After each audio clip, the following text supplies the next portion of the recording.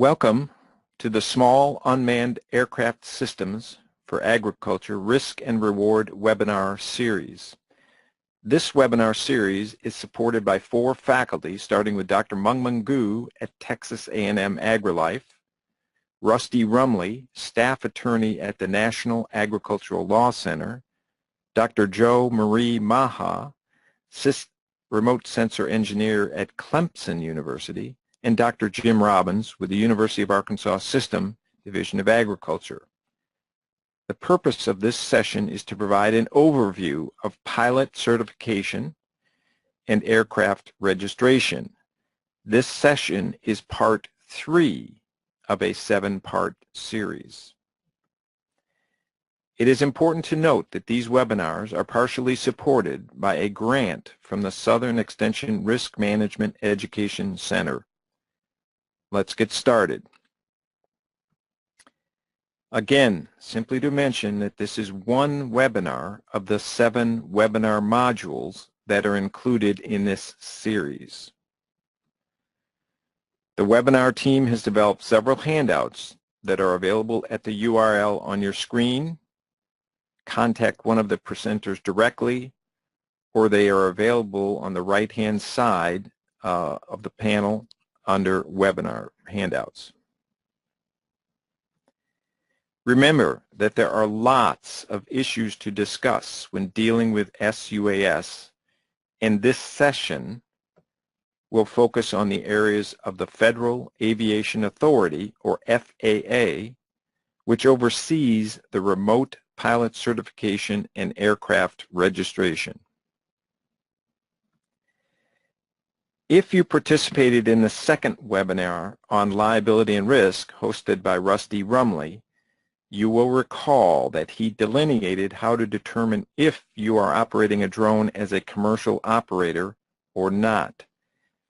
Rusty indicated that if you are deducting the costs of your drone on your taxes for business purposes, then your use is commercial and you must be remote pilot certified. The FAA currently recognizes 3 classes of SUAS users: hobby or recreational, second is commercial or civil, and the third is public users such as universities, police, and firefighters. Prior to August 29, 2016, regulations for public and commercial users was confusing and burdensome. Fortunately, on this date in 2016, the FAA released permanent guidelines for these users, known as the FAA's Small UAS Rule, or simply Part 107. Part 107 will be critical to the growth of commercial applications of SUAS in the United States, since these rules finally provide clarity on most aspects of SUAS use. As might be expected, the entire 14 CFR Part 107 regulation is 624 pages long. Thus, we will just hit some high points related to pilot certification and aircraft operation. Under the previous set of interim use guidelines, a drone pilot was required to pass a Class 2 flight medical exam given by a certified flight surgeon. Part 107 has eliminated this requirement for a medical exam. Under Part 107, a pilot no longer needs to pass a private pilot knowledge test. That has now been replaced with a remote pilot airman certificate. We will go over specific details for the certification process in just a moment, but a final step after you pass the aeronautical knowledge test is to be vetted by the TSA. Let's quickly highlight a few key points related to the operations side of flying an SUAS under Part 107 regulations. To start with, for those that flew under a Certificate of Authorization, or COA, you recall that to fly required both a certified pilot and a visual observer. Under Part 107, the visual observer is optional. Currently, a key component of Part 107 is that flights may only be conducted using visual line of sight, or VLOS. The unmanned aircraft must remain within VLOS of the remote pilot in command. If you use first-person view, or FPV goggles, the unmanned aircraft must remain within VLOS of the visual observer. An interesting caveat to Part 107 is that you can fly a drone while you are in a moving car or truck, provided the drone is in a sparsely populated area. The current maximum flight altitude is 400 feet above ground level, or 400 feet AGL. Moving down the list, flights may be conducted within Class G airspace without permission from air traffic control. Currently, flights are only authorized during daylight.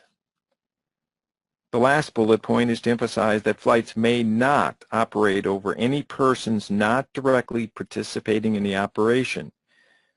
For many years, we have emphasized to regulators that for most agricultural applications, the flight environment is a low-risk one.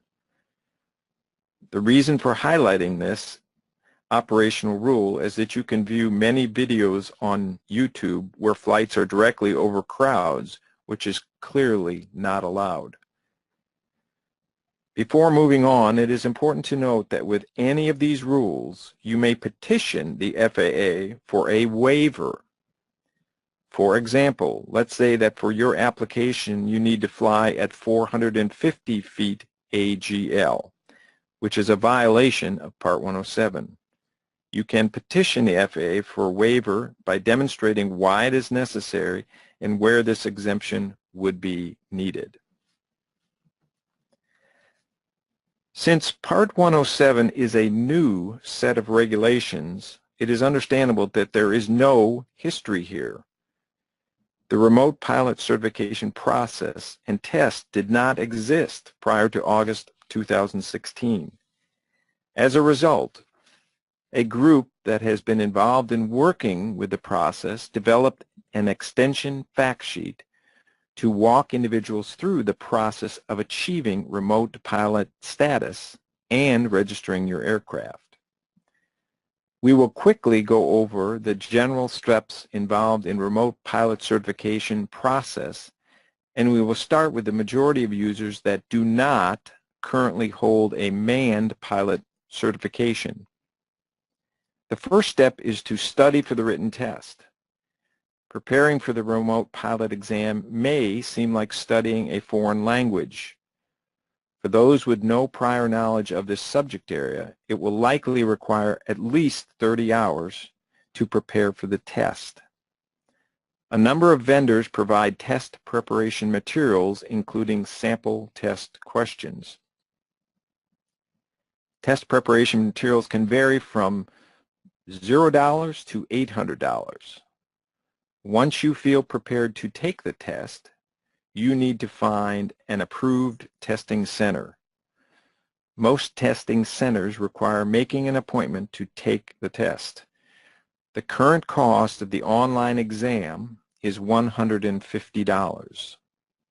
You are allotted 2 hours to take the test. To pass, you must receive a grade of 70% or higher. Once you pass the test, you must complete a few steps at the ICRA website, which stands for Integrated Airman Certification and Rating Applications. The ICRA application process should take you about 15 minutes, and there is currently no fee. Again, this helpful fact sheet will walk you through the certification process. Whether you fly your aircraft for hobby or commercial applications, you must register your aircraft. We are all familiar with the N numbers on passenger aircraft, and this is a similar system but for unmanned aircraft. Unmanned aircraft that have a takeoff weight that is more than 0.55 pounds, or approximately the equivalent to 2 sticks of butter, or less than 55 pounds, must register. Note that what we are talking about is the total system weight at takeoff. So we are talking about the aircraft, batteries, and payload. The SUAS registration, which started on December 21st of 2015, involves a very simple online process that should take less than 5 minutes to complete. Once you create an account and enter your information, you will immediately receive your aircraft registration number. The aircraft registration cost is currently $5. This concludes Part 3. We hope this series helps reduce your risk in dealing with drones for agricultural applications.